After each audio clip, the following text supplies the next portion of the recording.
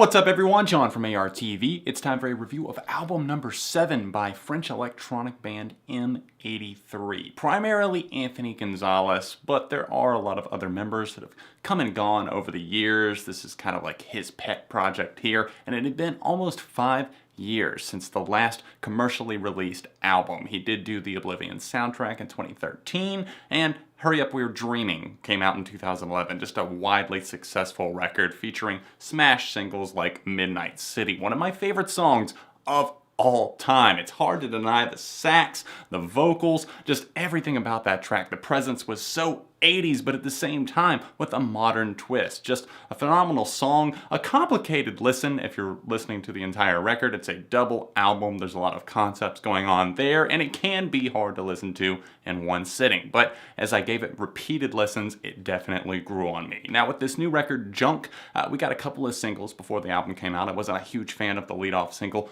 Do It, Try It, as soon as I heard it, but it's grown on me more and more. It starts off so simple with this little keyboard that he seems to be playing around with, and then it steadily grows and these buzzing, swirling synths kick in, and it turns into a very, very catchy synth pop 80s leaning jam, and that can be said for a good chunk of this record. Now my problem with that is that there's not enough for me to sink my teeth into. Sure, there's catchy stuff at surface level, some nice instrumentals on here, totally instrumental tracks like Moon Crystals and The Wizard, and then there's moments like Go, which was very explosive. The singles off this thing were pretty great. Great guitar work from Steve Vai at the end of that track in particular, just totally blew me away. Really thoroughly impressed with that track. Do It, Try It, I already mentioned, and Solitude, a nice little orchestral sweeping feel added into that track along with some horns, a nice synth tone on that track, and we do get those really impressive ones, but then once we get to the meat and bones of this album, there's just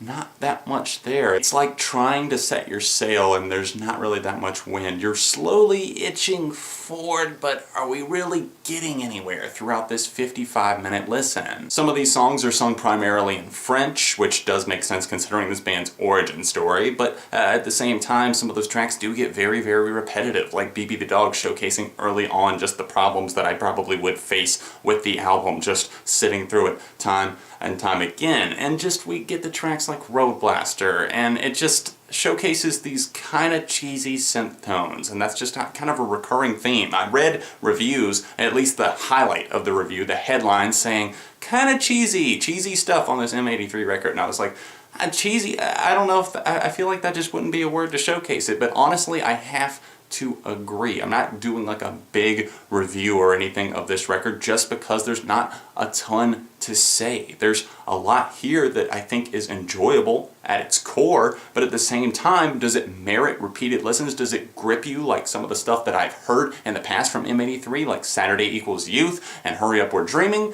No, I definitely don't think that it does. They had Justin Meldal Johnson, a producer that I really enjoy, produced Paramore's record in 2013, their self-titled, fantastic, obviously produced Hurry Up We're Dreaming as well alongside Anthony Gonzalez, and yeah, I mean, like, I can't say that it's bad, I can't say that anything necessarily gets lost in the mix or anything like that. There's definitely aspects that I like. I like hearing the horns. I like hearing these 80s flashback tones, things that remind you of nostalgic times, and that seems to be a lot of what this record is built around. And it just seems like he kind of gets lost in his own nostalgia trip here and makes an unfocused album. Now, like I said, there's highlights here, for sure. I already mentioned those songs that I really did like. I kind of have to say that I'm loving Lazer Gun, which also features My Line once again. I hope I'm not mispronouncing her name, but that's one that just feels like Grimes meets MIA on the vocals. A very chaotic and fast-paced, noisy track that I did not see coming. Definitely a hidden gem in this record.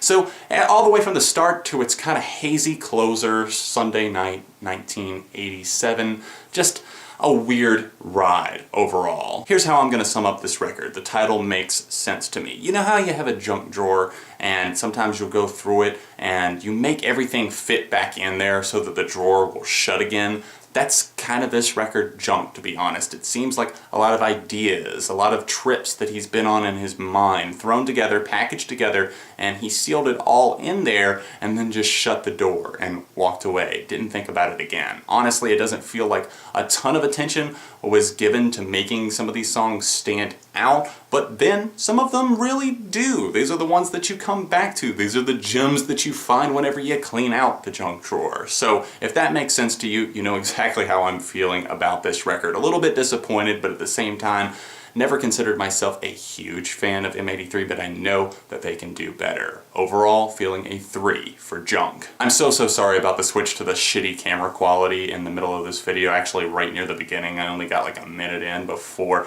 I had to switch to this one. My camera died and I don't have my battery charger. I left it in Pittsburgh. You'll see a special collab video on this channel on Wednesday that I think you're really gonna like, but it looks like I left my Canon camera charger up there. So I had to order a new one. It won't be here for a few days, so I probably honestly won't even shoot another review out of embarrassment just because I hate the way this camera looks. And I don't even like my current one that much, but I thought that was bad. This is awful. Thanks for watching, hitting the like button, and understanding. Subscribe to the channel because friends don't let friends go unsubscribed. Check out the last review that I did on this channel, or a similar album that you might like, clicking the links on the little annotations that are floating there. Other than that, I will see you guys very soon right here on ARTV.